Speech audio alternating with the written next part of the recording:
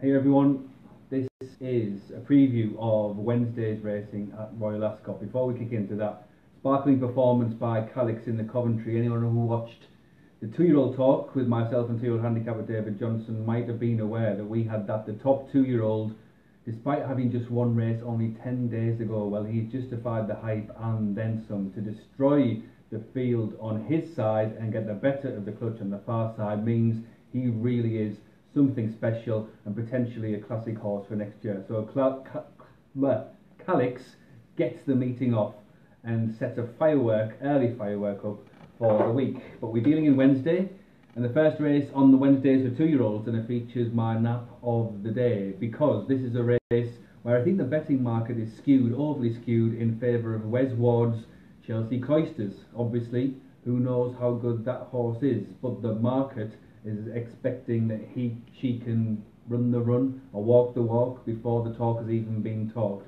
Short price favourite. It relies a lot on Wes Ward's record, which obviously is second to none in these races. But by the same token, it offers us value elsewhere, and I think that the value lies heavily with Shades of Blue. This is the filly who made a really good impression at Ascot on her debut.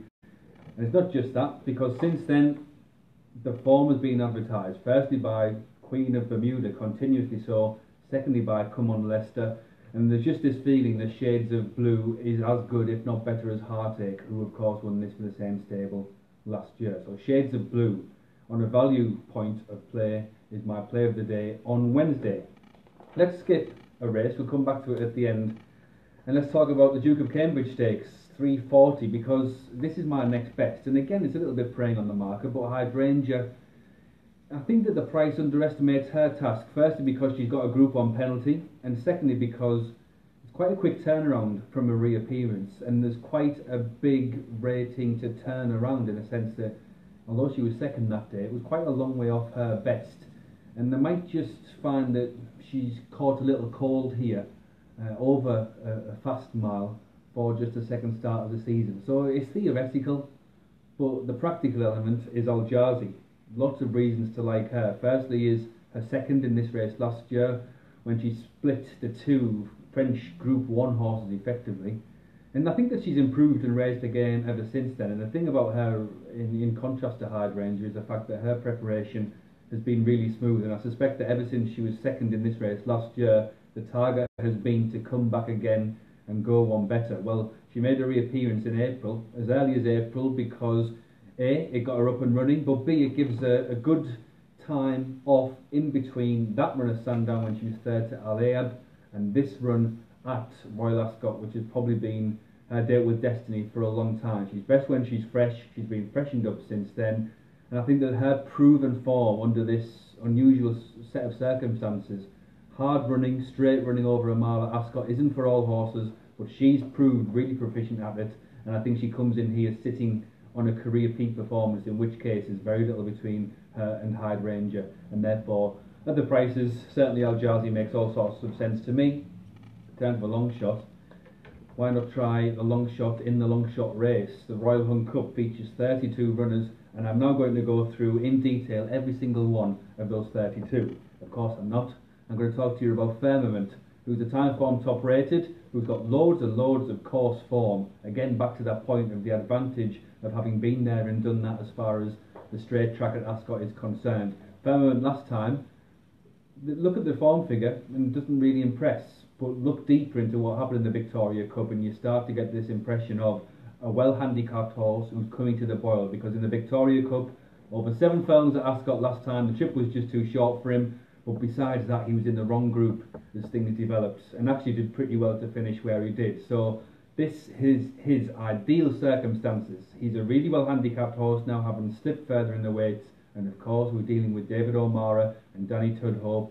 Those two have teamed up to great success in Royal Ascot handicaps before, and I just get the impression that Firmament is a 20 to 1 chance when it probably should be a 10 or 12 to 1 chance. Given that course form and given how well handicapped he is, final point with him is that don't know exactly whether there's any track bias at play, but at least he's on one side.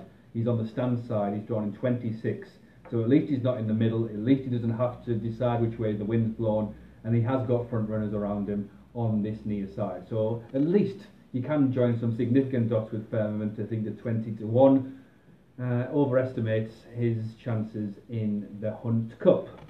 Quickly spin through the other races on the card because, of course, we've got the headline act of the day, probably of the week, probably of his crop in terms of cracksman. And Abel will have to turn to one side, I'll say that, but of course we haven't seen her so far this season. And in her absence, Cracksman has he stuttered along. He hasn't really glided along as he did at the end of last year, but obviously his reappearance in France when he won was just a means to an end.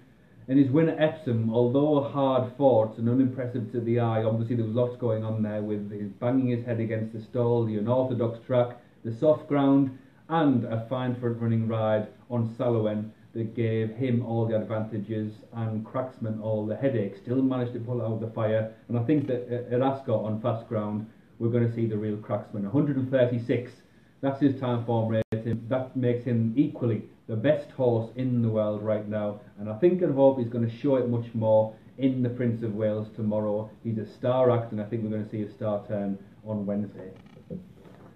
Finally, we've got the Jersey Stakes, which comes in at 5:35. Normally the first race on the Wednesday. They've shuffled it back to the last race. Just a couple of notes on this. Number one is that Emirati is about 5-1 favourite, and you sort of shrug your shoulders with a 5-1 favourite, but I think he should be, and I think he will be, more like 7-2 as people dig down into his rating compared to the rest. It comes from a handicap. What a handicap it was when he failed narrowly to give £10 to Society Rock off a mark of 102 and get beat such a narrow margin. To all intents and purposes, that was a Group 2 class performance by Emirati. This is the horse who went off 6-1 for the Dewhurst last year, so it hardly came from out of the blue, and he does stand out in terms of ratings in a Jersey which otherwise is quite full of underachievers or horses in that twilight zone between miling and 6 furlongs, between Group 2 and listed level. And he really does stand out, and I think that he'll be more like 7-2 come off time. But because I've said that, and because of the climate of the Jersey, there's a horse in here called Tabdeed, who's really interesting because we don't know how good he is. 2 from 2 over 6 furlongs, really impressive to stretch out those two fields. Firstly, he beat Yafta, who's now rated 112 with Timeform after his progressive work in handicaps. And then he stretched out a Nottingham field in a really good time over 6 furlongs, looking for all the well like he's ready for this step up both in grade and in trip. So in a race where we know plenty about most of the horses, and in a race where the up and comers are thin on the ground, surely that profile for Tabdeed is going to count for something. The other race quickly to mention is the Queen's Vase. Obviously last year it was up in grade, down in trip, worth a treat for producing Stradivarius.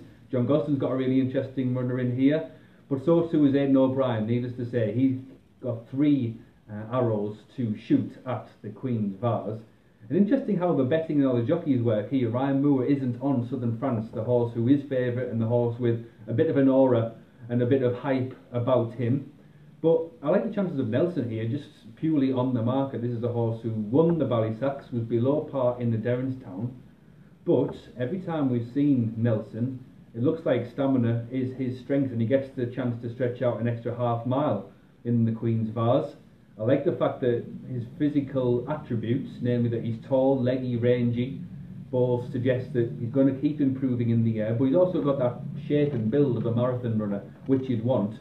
And thinking back to last year, of course, Stradivarius won it, but in second was a horse called Count Octave, and Count Octave is by Frankel. Yet another line in and a reminder of the strength of stamina in those Frankel genes, and obviously Nelson being by Frankel gives him a potential way in. So that's a really interesting race. But just to recap, my nap, next best and long shot. The nap goes in the Queen Mary, shades of blue to take down the American Glamour Girl. In the Duke of Cambridge, Al Jazi is the value play against Hydrangea. And finally the long shot, Firmament in the Royal Hunt Cup. Good luck with whatever you're playing.